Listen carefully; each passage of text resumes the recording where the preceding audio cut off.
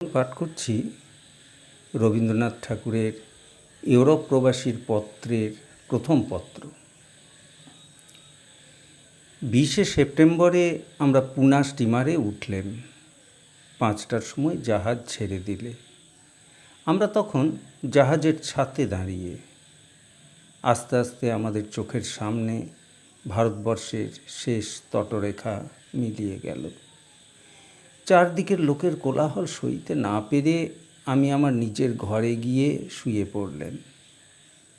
গোপন করবার বিশেষ প্রয়োজন দেখছি নে। আমার মনটা বড়ই কেমন নির্জীব, অবসন্ন, ম্রিয়মাণ হয়ে পড়েছিল। কিন্তু দুর্ভাগ্যে ওসব করুণ রসাত্মক কথা লিখবার অবসরও নেই, ইচ্ছেও নেই। আর লিখলেও হয় তোমার চোখের জল থাকবে না, নয় তোমার ধৈর্য থাকবে না। সমুদ্রের পায়ে দণ্ডবত।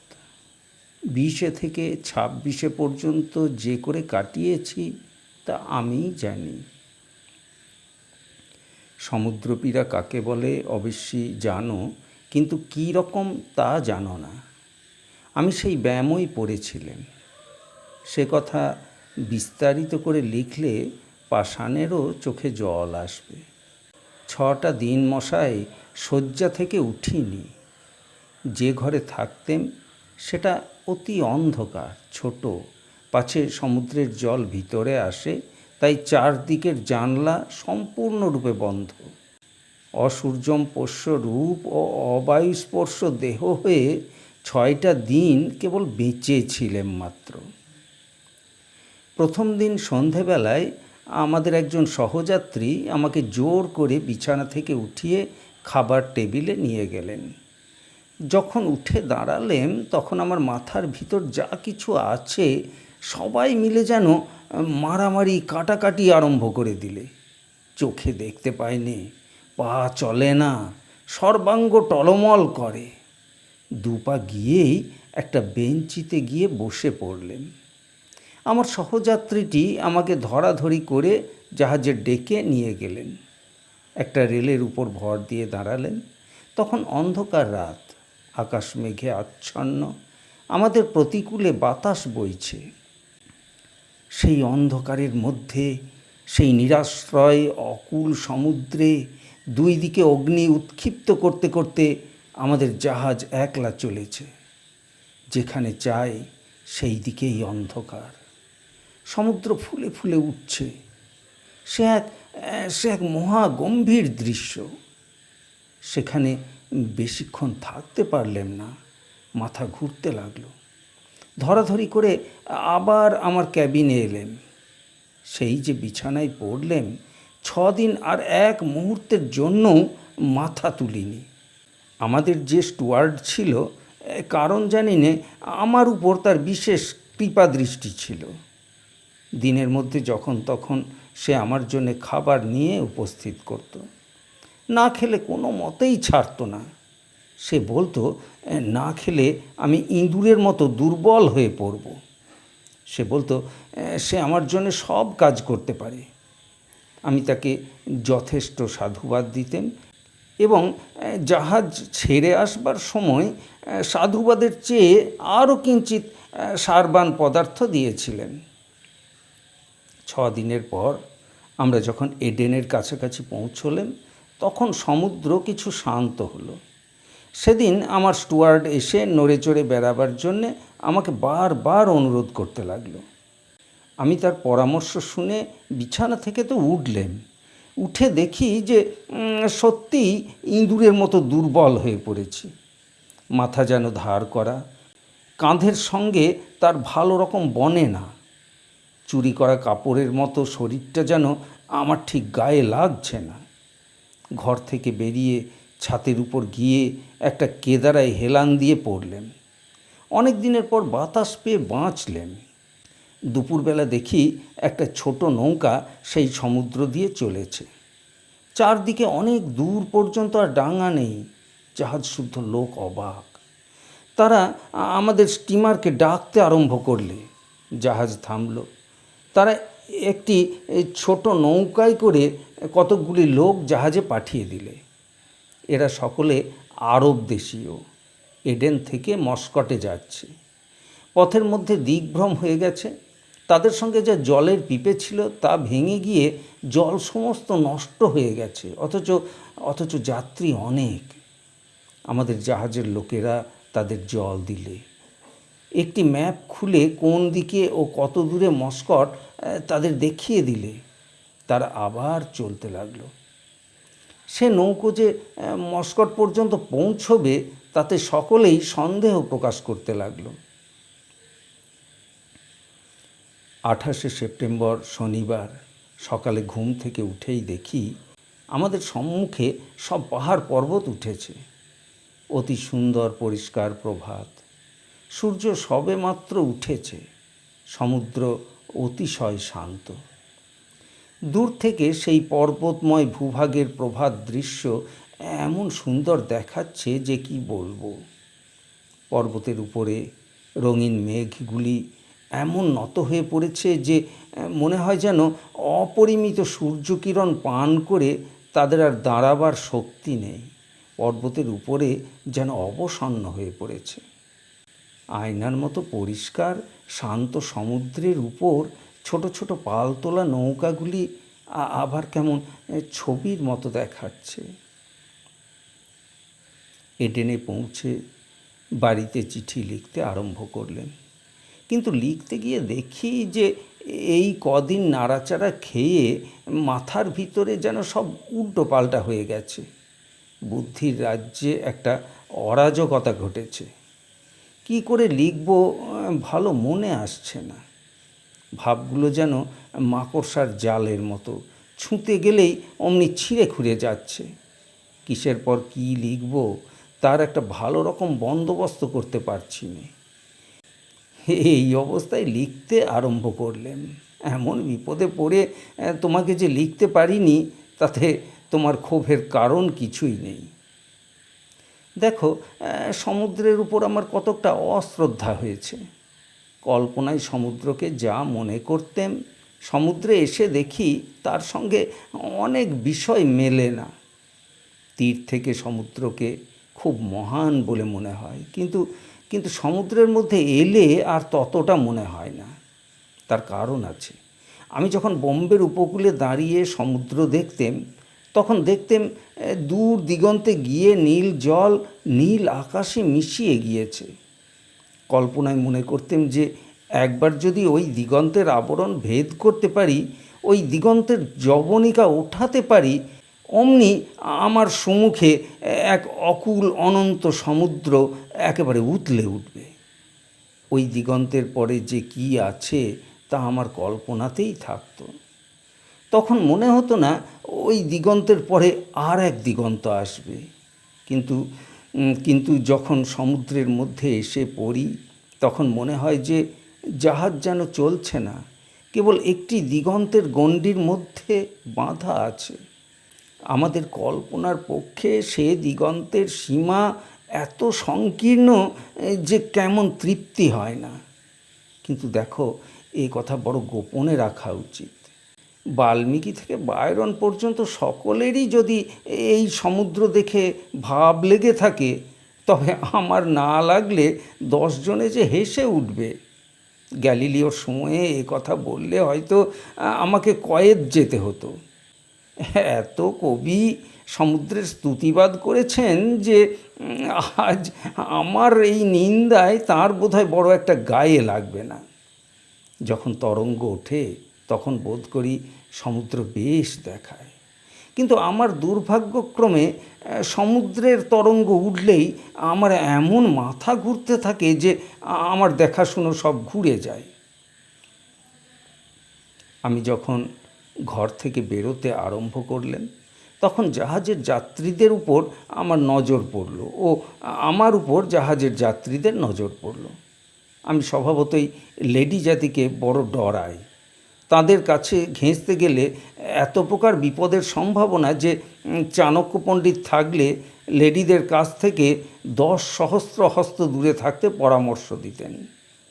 এক তো মনোরাজ্যে নানা প্রকার শোচনীয় দুর্ঘটনা ঘটবার সম্ভাবনা, তাছাড়া সর্বদাই ভয় হয় পাছে কী কথা বলতে কী কথা বলে ফেলি, আর আমাদের অসহিষ্ণু লেডি তাদের আদব কায়দার তিলমাত্র ব্যতিক্রম সইতে না পেরে দারুণ ঘৃণায় ও লজ্জায় একেবারে অভিভূত হন। পাছে তাদের গাউনের অরণ্যের মধ্যে ভ্যাবাচ্যাকা খেয়ে যায়, পাছে আহারের সময় তাদের মাংস কেটে দিতে হয়, পাছে মুরগির মাংস কাটতে গিয়ে নিজের আঙুল কেটে বসি। এই রকম 7-5 ভেবে আমি জাহাজের লেডিদের কাছ থেকে অতি দূরে থাকতেন। আমাদের জাহাজের লেডির অভাব ছিল না, কিন্তু জেন্টলম্যানেরা সর্বদা খুঁতখুঁত করতেন যে তার মধ্যে অল্প বয়স্কা বা সুস্ত্রী একজনও ছিল না। পুরুষ যাত্রীদের মধ্যে অনেকের সঙ্গে আলাপ পরিচয় হলো। মহাশয়ের সঙ্গে আমাদের যথেষ্ট ঘনিষ্ঠতা হয়েছিল। তার কথা অনর্গল, হাসি অজস্র, আহার অপরিমিত। সকলের সঙ্গেই তার আলাপ, সকলের সঙ্গেই তিনি হাসি তামাশা করে বেড়ান। তার একটা গুণ আছে, তিনি কখনো বিবেচনা করে মেজে ঘষে কথা কন না। ঠাট্টা করেন, সকল সময়ে তার মানে না থাকুক, তিনি নিজে হেসে আকুল হন। তিনি তার বয়সের ও পদমানের গাম্ভীর্য বুঝে হিসাব করে কথা কন না, মেপে ঝুঁকে হাসেন না ও দুদিক বজায় রেখে মত প্রকাশ করেন না। এই সকল কারণে তাকে আমার ভালো লাগতো। কত প্রকার যে ছেলে মানুষই করেন তার ঠিক নেই। বৃদ্ধত্বের বুদ্ধি ও বালকত্বের সাদাসিধা নিশ্চিন্ত ভাব একত্রে দেখলে আমার বড় ভালো লাগে। আমাকে তিনি অবতার বলতেন, গ্রেগরি সাহেবকে গড়গড়ি বলতেন, আরেক যাত্রীকে রুহি মৎস্য বলে ডাকতেন। সে বেচারির অপরাধ কী তা জানো? সাধারণ মানুষদের চেয়ে তার ঘাড়ের দিকটা কিছু খাটো ছিল। তার মাথা ও শরীরের মধ্যে একটা স্বতন্ত্র যোজক পদার্থ ছিল না বললেও হয়। এই জন্যে মহাশয় তাকে মৎস্য শ্রেণীভুক্ত করেছিলেন। কিন্তু আমি যে কেন অবতার শ্রেণীর মধ্যে পড়ে গিয়েছিলাম তার কারণ সহজে নির্দেশ করা যায় না। আমাদের জাহাজের মহাশয় কিছু নূতন রকমের লোক। তিনি ঘোরতর ফিলোজফার মানুষ। তাকে কখনো চলিত ভাষায় কথা কইতে শুনিনি। তিনি কথা কইতেন না, বক্তৃতা দিতেন।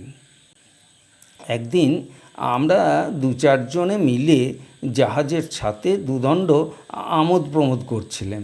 এমন সময়ে দুর্ভাগ্যক্রমে মহাশয় তাকে বললেন, কেমন সুন্দর তারা উঠেছে। এই আমাদের ফিলোজফার তারার সঙ্গে মনুষ্য জীবনের সঙ্গে একটা গভীর সম্বন্ধ বাঁধিয়ে দিয়ে বক্তৃতা শুরু করলেন। আমরা মূর্খেতে চাহিয়া থাকে ফ্যাল ফ্যাল করিয়া রইলেন। আমাদের জাহাজে একটি আস্ত জনবুল ছিলেন। তার তাল বৃক্ষের মতো শরীর, ঝাঁটার মতো গোঁফ, সজারুর কাঁটার মতো চুল, হাঁড়ির মতো মুখ, মাছের চোখের মতো মেরে চোখ। তাকে দেখলেই আমার গা কেমন করত। আমি 5 হাত তফাতে সরে যেতেন। একজন কোনো অপরাধ না করলেও তার মুখশ্রী যেন সর্বদা অপরাধ করতে থাকে। প্রত্যহ সকালে উঠেই শুনতে পেতেম তিনি ইংরেজি, ফ্রেঞ্চ, হিন্দুস্তানি প্রভৃতি যত ভাষা জানেন সমস্ত ভাষায় জাহাজের সমস্ত চাকর বাকরদের অজস্র গাল দিতে আরম্ভ করেছেন ও 10 দিকে দাপাদাপি করে বেড়াচ্ছেন। তাকে কখনো হাসতে দেখিনি। কারো সঙ্গে কথা নেই, বার্তা নেই, আপনার ক্যাবিনে গোঁ হয়ে বসে আছেন। কোনো দিন ডেকে বেড়াতে আসতেন। বেড়াতে বেড়াতে যার দিকে একবার কৃপা কটাক্ষে নেত্রপাত করতেন তাকে যেন পিঁপড়াটির মতো মনে করতেন। প্রত্যহ খাবার সময় ঠিক আমার পাশেই বসতেন।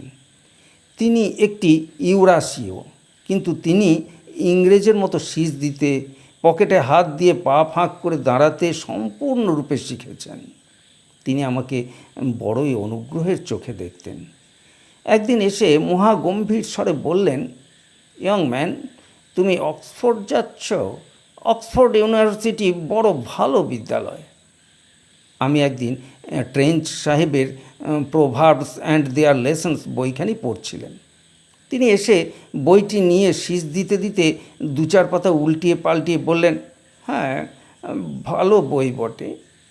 এডেন থেকে সুয়েজ যেতে দিন 5 লেগেছিল। যারা যারা বিন্দিসি পথ দিয়ে ইংল্যান্ডে যায় তাদের জাহাজ থেকে নেবে সুয়েজে রেলওয়ের গাড়িতে উঠে আলেকজান্দ্রিয়াতে যেতে হয়।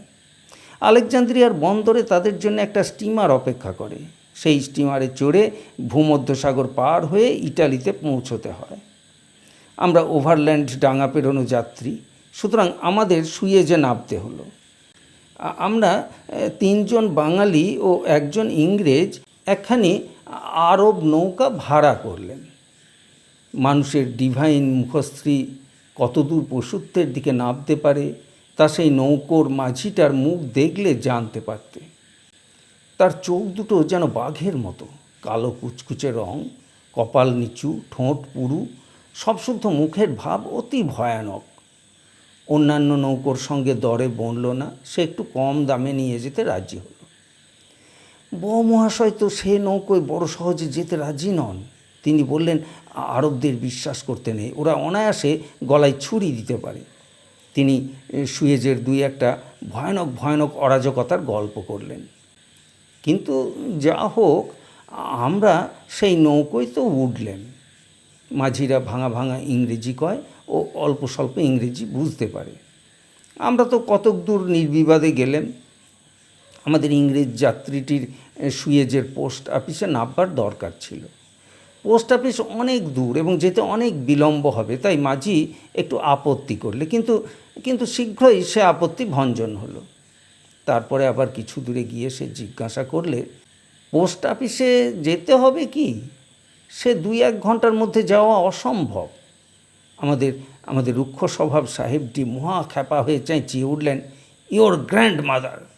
এই তো আমাদের মাঝি রুখে উঠলেন, what mother? Mother? What mother? Don't say mother.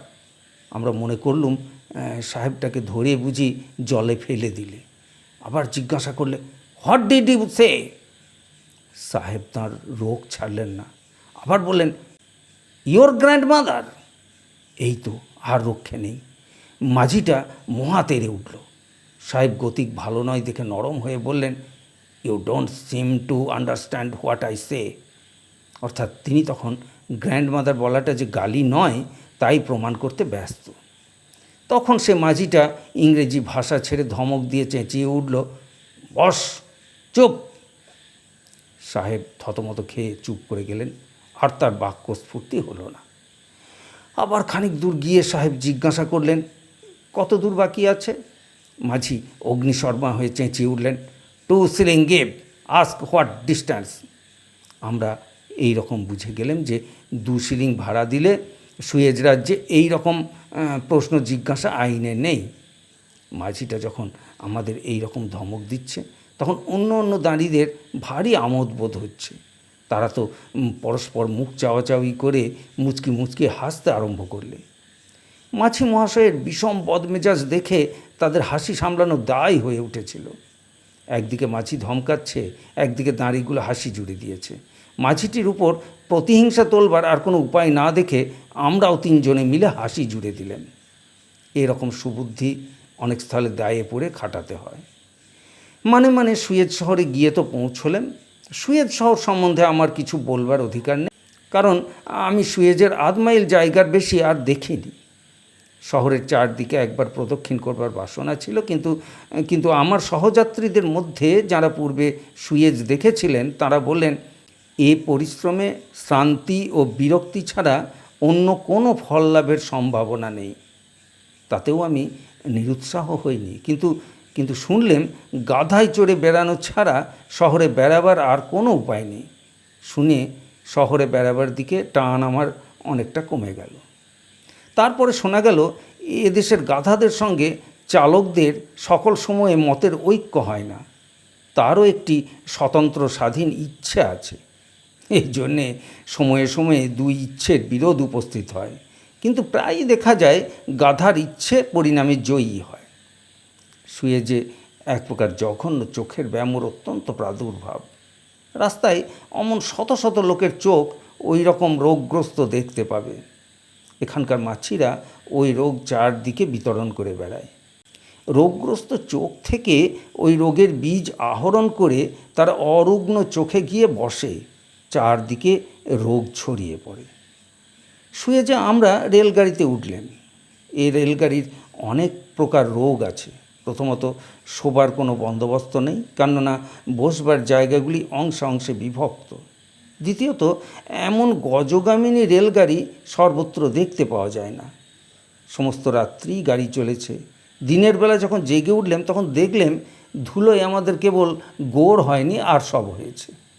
চুলে হাত দিতে গিয়ে দেখি চুলে এমন এক স্তর মাটি জমেছে যে মাথায় অনায়াসে ধান চাষ করা যায়। এই রকম ধুলোমাখা সন্ন্যাসীর বেশে আমরা আলেকজান্দ্রিয়াতে গিয়ে পৌঁছলেন। রেলের লাইনের দুধারে সবুজ শস্যক্ষেত্র। জায়গায় জায়গায় খেজুরের গাছে থলো থলো খেজুর ফলে রয়েছে।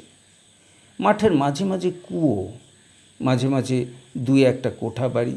বাড়িগুলো চৌকোনো, থাম নেই, বারান্দা নেই, সমস্তটাই দেয়ালের মতো। সেই দেয়ালের মধ্যে মধ্যে দুই একটা জানলা। এই সকল কারণে বাড়িগুলোর যেন স্ত্রী নেই। যা হোক, আমি আগে আফ্রিকার মাথা থেকে পা পর্যন্ত যেরকম অনুর্বর মরুভূমি মনে করে রেখেছিলুম, চারদিক দেখে তা কিছুই মনে হলো না। বরং চারদিককার সেই হরিত ক্ষেত্রের উপর খেজুর কুঞ্জের মধ্যে প্রভাতটি আমার অতি চমৎকার লেগেছিল। আলেকজান্দ্রিয়া বন্দরে আমাদের জন্য মঙ্গোলিয়া স্টিমার অপেক্ষা করছিল। এইবার আমরা ভূমধ্য সাগরের বক্ষে আরোহণ করলেন। আমার একটু শীত শীত করতে লাগলো।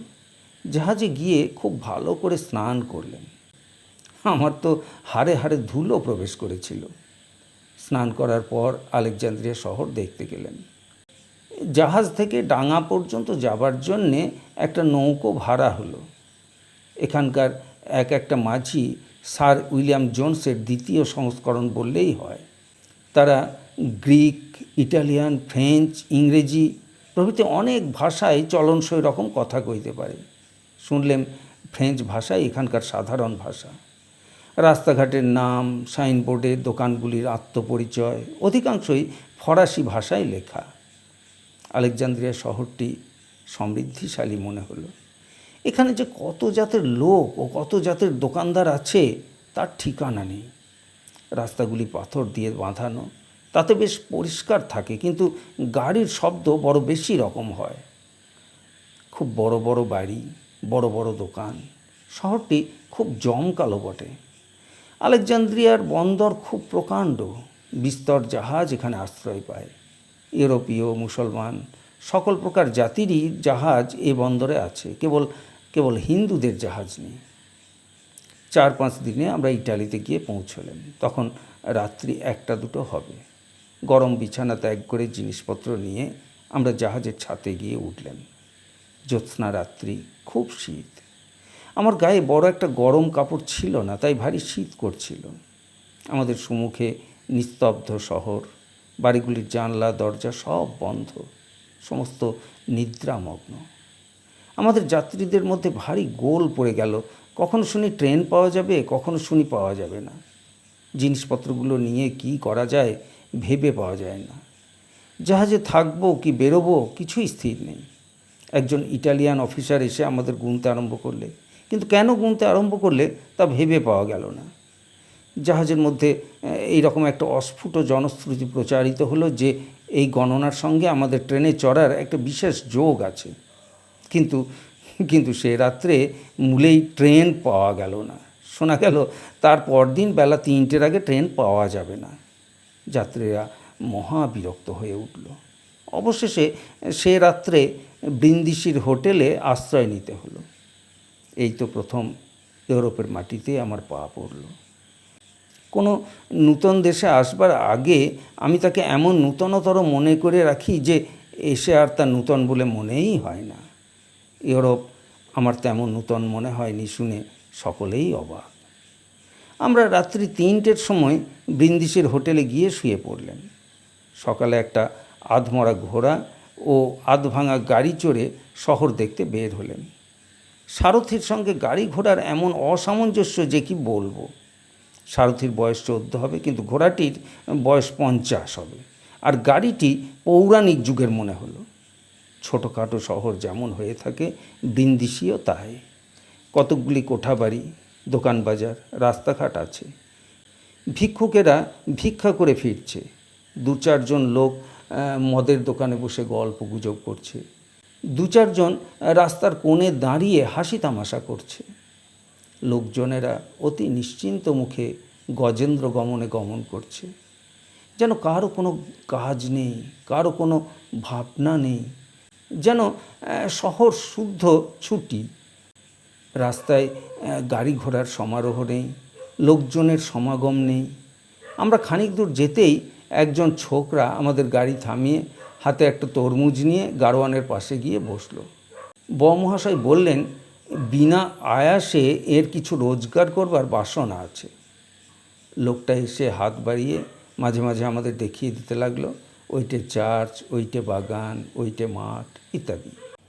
তার টিকাতে আমাদের কিছুমাত্র জ্ঞান বৃদ্ধি হয়নি, আর তার টিকা না হলেও আমাদের কিছুমাত্র জ্ঞানের ব্যাঘাত হতো না।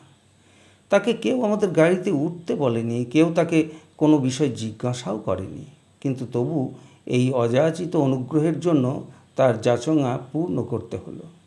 তারা আমাদের একটা ফলের বাগানে নিয়ে গেল। সেখানে যে কত প্রকার ফলের গাছ তার সংখ্যা নেই।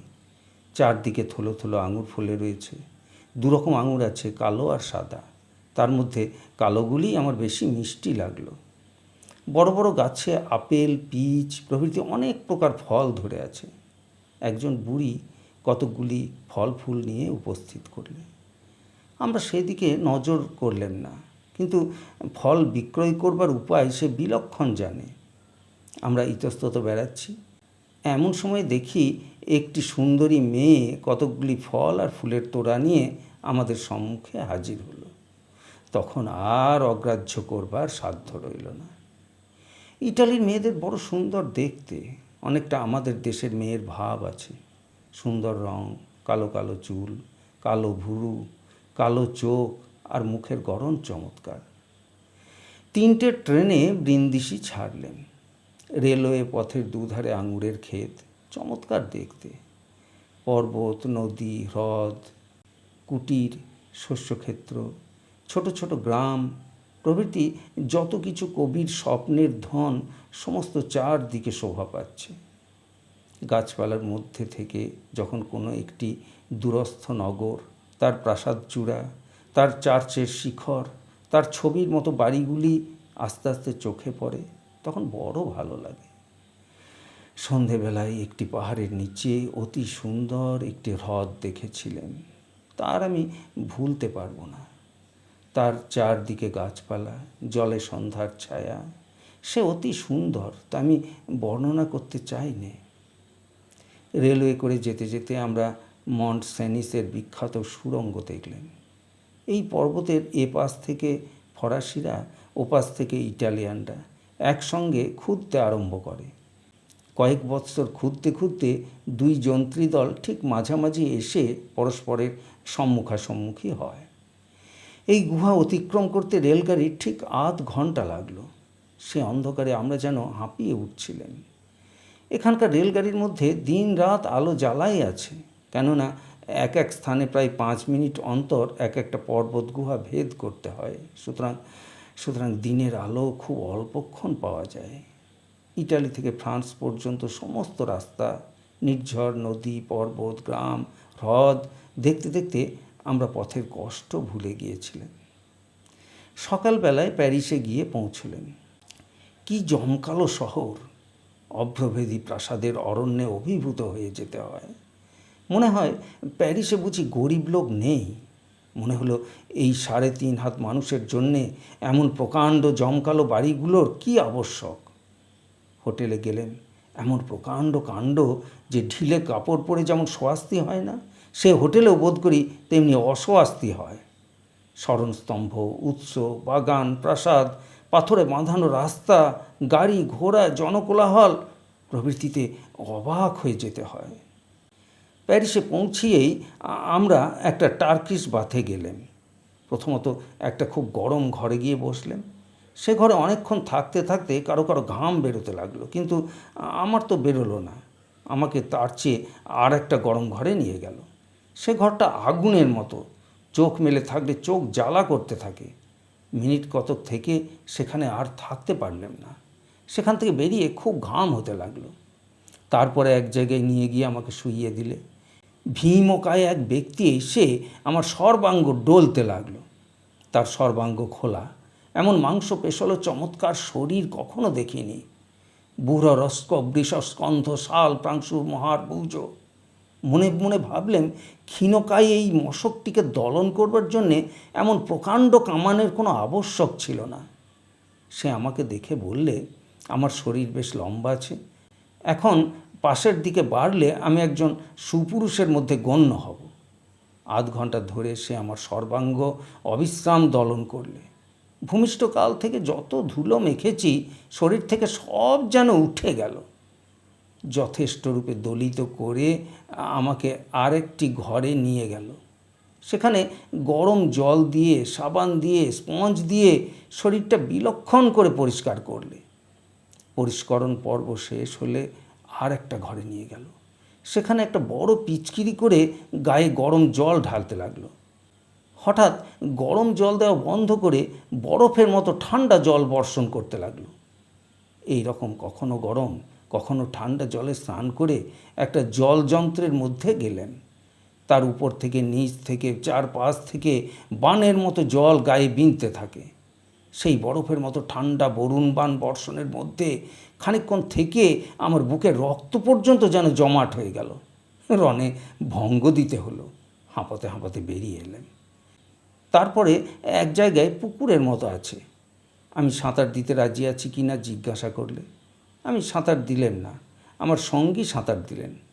তার সাঁতার দেওয়া দেখে তারা বলাবলি করতে লাগলো, দেখো দেখো, এরা কি অদ্ভুত রকম করে সাঁতার দেয়, ঠিক কুকুরের মতো। এতক্ষণে স্নান শেষ হলো। আমি দেখলাম টার্কিশ বাথে স্নান করা আর শরীরটাকে ধোপার বাড়ি দেওয়া একই কথা। তারপরে সমস্ত দিনের জন্য 1 পাউন্ড দিয়ে এক গাড়ি ভাড়া করা গেল। প্যারিস এক্সিবিশন দেখতে গেলেন। তুমি এইবার হয়তো খুব আগ্রহের সঙ্গে কান খাড়া করেছো, ভাবছো আমি প্যারিস এক্সিবিশনের বিষয় কি না জানি বর্ণনা করব। কিন্তু দুঃখের বিষয় কি বলবো, কলকাতার ইউনিভার্সিটিতে বিদ্যা শেখার মতো প্যারিস এক্সিবিশনের সমস্ত দেখেছি, কিন্তু কিছুই ভালো করে দেখিনি। একদিনের বেশি আমাদের প্যারিসে থাকা হলো না। সে বৃহৎ কাণ্ড একদিনে দেখা কারো সাধ্য নয়। সমস্ত দিন আমরা দেখলেন, কিন্তু সেই রকম দেখায় দেখবার একটা তৃষ্ণা জন্মালো, কিন্তু দেখা হলো না। সে একটা নগর বিশেষ। 1 মাস থাকলে তবে তা বর্ণনা করবার দুরাশা করতেন। প্যারিস এক্সিবিশনের একটা স্তূপাকার ভাব মনে আছে, কিন্তু শৃঙ্খলাবদ্ধ ভাব কিছুই মনে নেই। সাধারণত মনে আছে যে চিত্রশালায় গিয়ে অসংখ্য চমৎকার ছবি দেখেছি, স্থাপত্যশালায় গিয়ে অসংখ্য প্রস্তর মূর্তি দেখেছি, নানা দেশ বিদেশের নানা জিনিস দেখেছি, কিন্তু বিশেষ কিছু মনে নেই। তারপর প্যারিস থেকে লন্ডনে এলেম। এমন বিষণ্ণ অন্ধকার পুরী আর কখনো দেখিনি। ধোঁয়া, মেঘ, বৃষ্টি, কুয়াশা, কাদা আর লোকজনের ব্যস্ত সমস্ত ভাব। আমি 2-1 ঘন্টা মাত্র লন্ডনে ছিলাম। যখন লন্ডন পরিত্যাগ করলেম তখন নিঃশ্বাস পরিত্যাগ করে বাঁচলেম। আমার বন্ধুরা আমাকে বললেন, লন্ডনের সঙ্গে প্রথম দৃষ্টিতেই ভালোবাসা হয় না, কিছুদিন থেকে তাকে ভালো করে চিনলে তবে লন্ডনের মাধুর্য বোঝা যায়।